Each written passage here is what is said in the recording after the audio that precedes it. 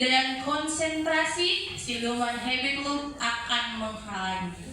Lawan dan kalahkan siluman itu sebagai tanda kamu sudah bisa menguasai. Oke. Pak. Bapak Ibu sudah berpasangan tuh? Sudah, Ibu.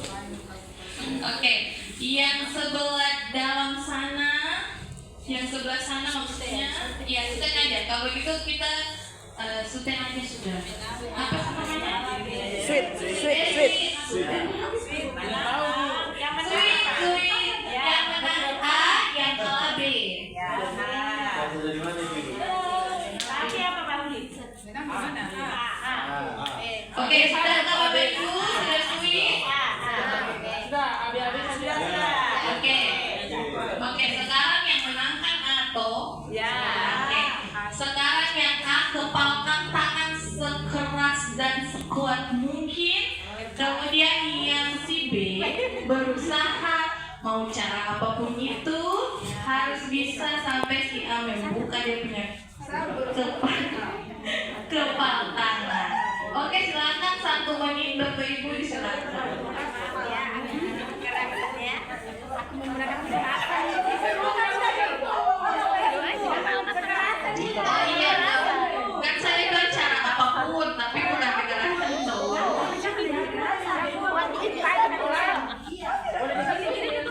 Oke, apakah ada yang sudah bisa? Sudah.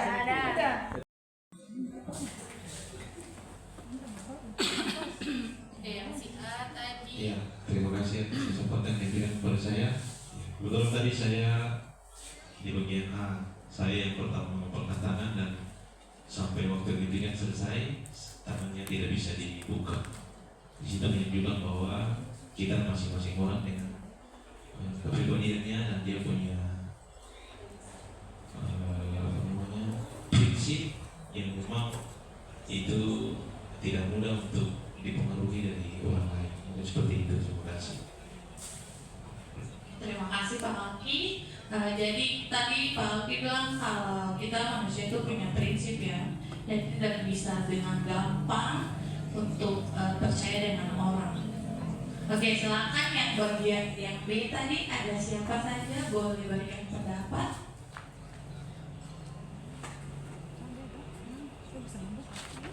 Yang C, oke. Baik, terima kasih. Tadi saya berpasangan dengan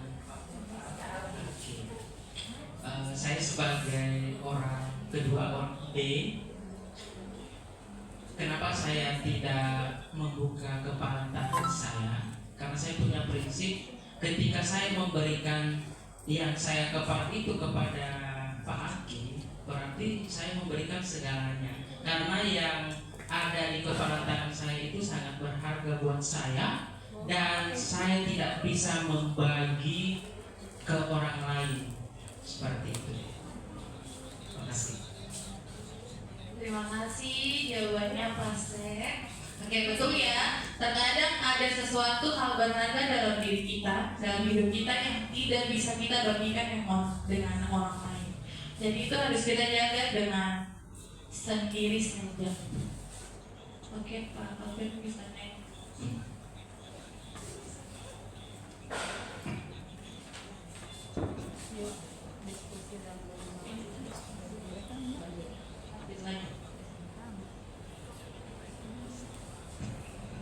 Bapak Ibu, di layar ada kesadaran versus paksaan.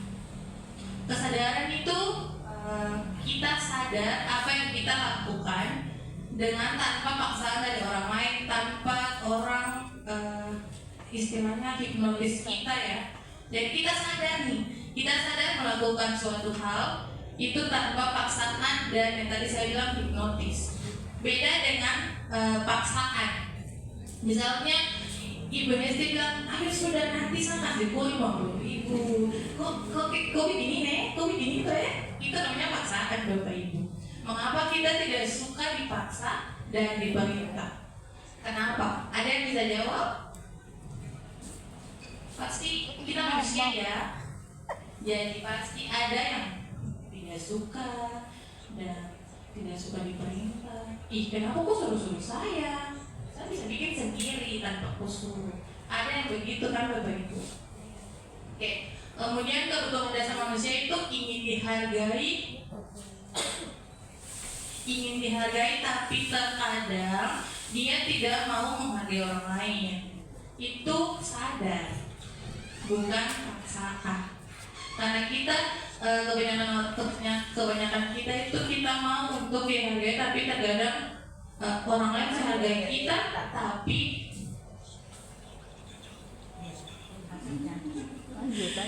terkadang kita mau orang hargai kita, tapi kita tidak mau menghargai orang lain.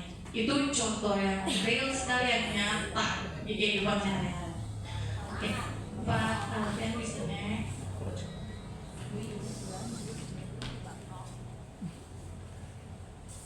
Oke. Masih sama seperti di atas, kesadaran versus paksaan. Di gambar itu ada tulis hati-hati jangan lihat ke kiri. Tapi kadang-kadang tanpa sadar kita harus tengok ke kiri, karena kayak saking penasarannya ada tulis jangan lihat ke samping sana, tapi kita kayak harus lihat. Jadi iya, begitu Bapak Ibu. Kemudian terkadang itu sudah menjadi larangan, tapi kayak kita abaikan, kita tidak mau dengar, kita tidak mau ikuti larangan itu, perintah itu. Kemudian bisa next.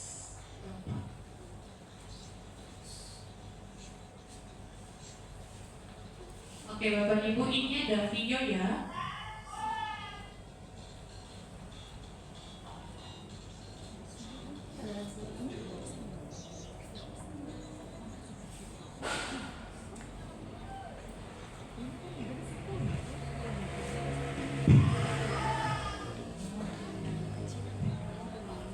Ibu bisa dengar suaranya? Bisa. Iya. Ya, di video itu dia dengan kesadaran diri sendiri mau untuk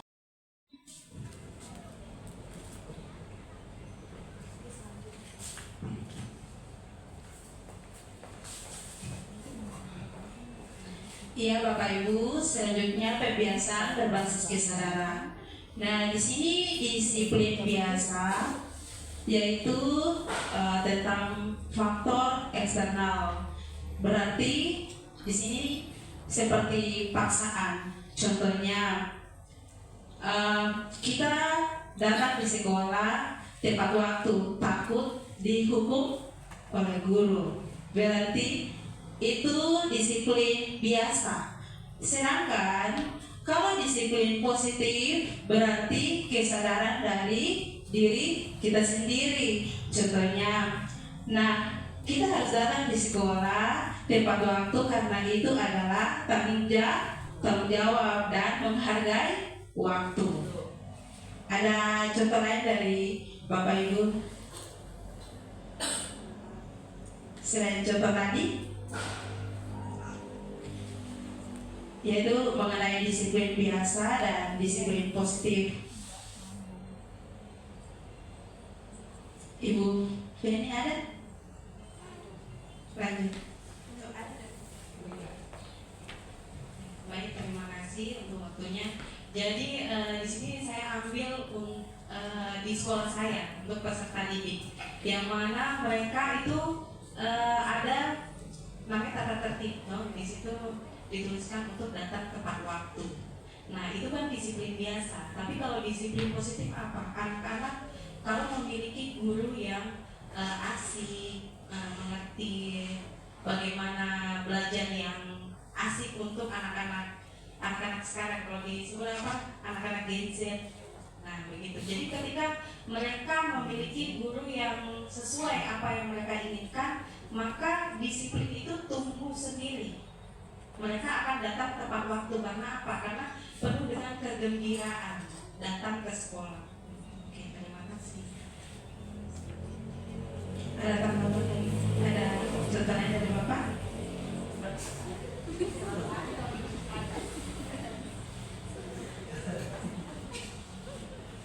Iya, terima kasih atas kesempatan. Ini terkait dengan disiplin biasa versus disiplin positif. Saya kasih contoh untuk disiplin biasa. Ini kan yang berkaitan dengan faktor eksternal, jadi faktor dari luar. Saya kasih contoh misalkan siswa itu kan di dalam kelas itu kan ada tugas piket, kebersihan. Nah, ketika misalkan anak-anak kalau disiplin biasanya itu faktor eksternal, misalkan wali kelasnya memberikan atau menyampaikan bahwa kalian membersihkan atau bertugas, nanti saya berikan gula-gula, ya kan? Nah, itu tipe disiplin biasa karena dari gula-gulanya itu kan anak-anak mengingat bukan dari dalam dirinya, tapi itu godaan dari luar diri.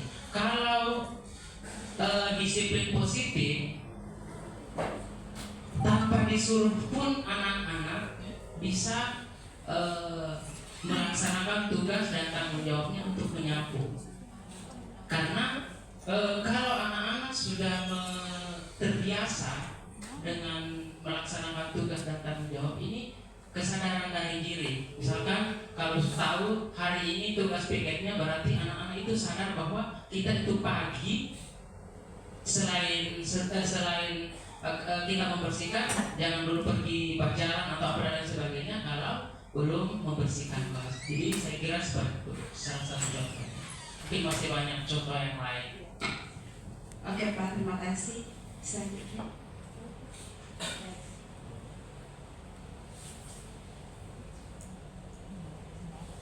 Nah, di sini ada 10 tombol daya perintah dalam diri. Jadi di sini dari kita sendiri mau mulai dari tidak boleh ada cara-cara kekerasan atas nama apapun juga. Saya ada pembelaan loh. Saya begini kan demi mendidik anak, mendidik zaman now tidak dengan kekerasan. Zaman dulu, zaman Bibi Bos dulu kan perlu dengan kekerasan. Artinya ya udah atas nama pendidikan ya harus dibentak, harus stupid, harus dijewer. Jadi seolah-olah itu cara yang benar. Padahal anak-anak kan ibarat bunga-bunga yang sedang merekah. Mereka akan tumbuh dengan segala warna-warninya yang gembira kalau ya diberi pupuk, disiram, dirawat dari tangan jahil. Nah, anak-anak juga begitu, harus dalam konteks yang kondusif. Ayah bunda juga harus jadi sahabat anak. Bukan sekedar orang tua. Iya, bukan sekedar ya, orang tua, tapi misalnya dengan cara kita suruh. Sekarang justru dengan dialog, dengan empati, dengan memahami perasaan anak, yang mendengar suara anak, maka terjadi dialog yang lebih komunikatif. Iya Bapak Ibu, di sini menurut Kak Seto di Semenau, jangan mimpi punya anak yang penurut, kita justru akan frustasi. Mimpilah punya anak yang mandiri dan bisa kerjasama.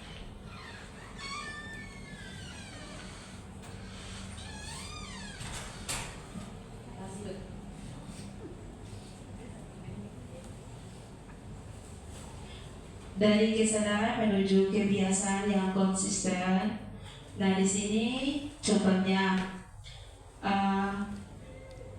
di hari pertama kita punya niat untuk olahraga. 100% di sini semangatnya tinggi sekali. Di besok hari dan seterusnya yaitu dari tinggi, sedang, dan sangat menurun, yaitu tidak dilakukan lagi. Berarti di sini yang menguasai kita yaitu adalah keinginan tadi menjadi hal yang berdampak yang negatif. Contohnya seperti itu. Dari hari pertama ini sudah mau tidur pun tidak bisa karena keinginan harus olahraga karena baik untuk kesehatan.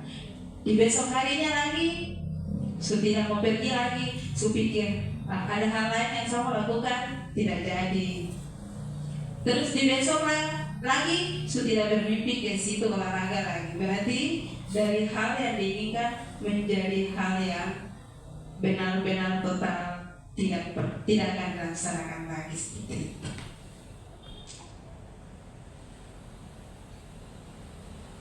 Nah, di sini dari kesadaran menuju kebiasaan yang konsisten berarti di dalam diri kita yaitu ada dinosaurus yang tidak pernah tinggal diam.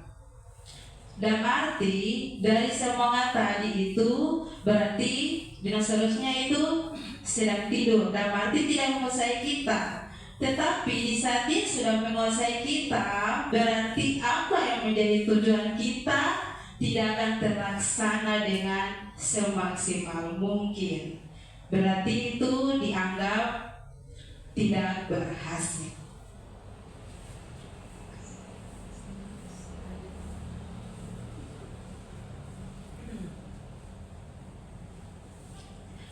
Nah, di sini dinosaurus tetap asik tidur. Nah, aku mau jalan sehari 1 kilometer. Berarti dari 1 kilometer dari hari pertama sampai hari berikutnya, jika kita punya tujuan toh bahwa olahraga ini baik untuk kesehatan, baik untuk tubuh kita, baik untuk diri kita sendiri, bukan untuk orang lain. Berarti ini terpulang untuk diri kita sendiri tanpa ada dorongan paksaan, dan di sini berarti kita bisa untuk mengalahkan yang namanya dinosaurus ini. Nah, dinosaurus ini di mana sekarang dia sudah tidur nyenyak. Berarti segala sesuatu yang kita buat berhasil, ya toh? Dari hari pertama sampai seterusnya itu tidak ada kendala, semuanya berjalan baik. Berarti itu adalah hal yang berhasil dan konsisten.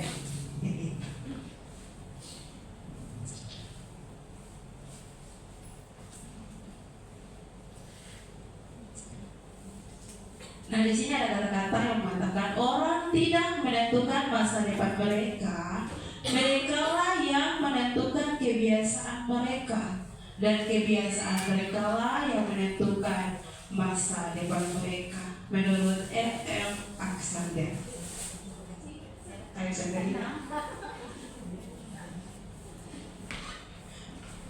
Nah, sehari sehelai benang, setahun selembar kain, sedikit demi sedikit, lama-lama akan menjadi bukit.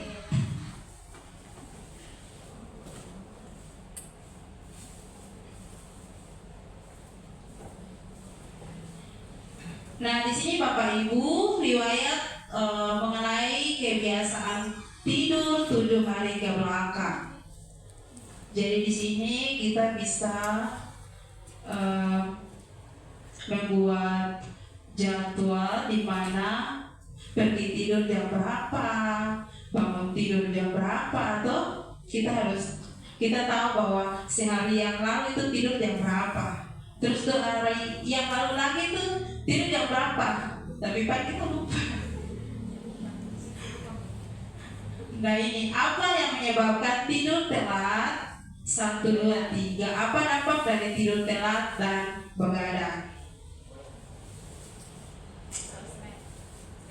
Jadi kalau dampak dari apa yang menyebabkan tidur telat, kan banyak aktivitas yang kita lakukan. Mungkin kita buat modul aja kah, atau kayak gitu. Banyak scroll TikTok, Facebook, banyak hal yang kita lakukan sampai kalian lupa makan. Ini jadi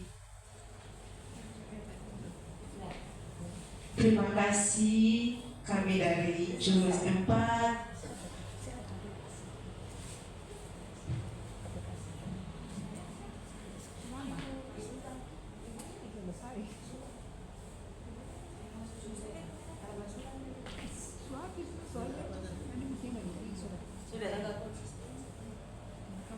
Kami dari Jurus 4 yaitu jaga konsistensi. Terima kasih.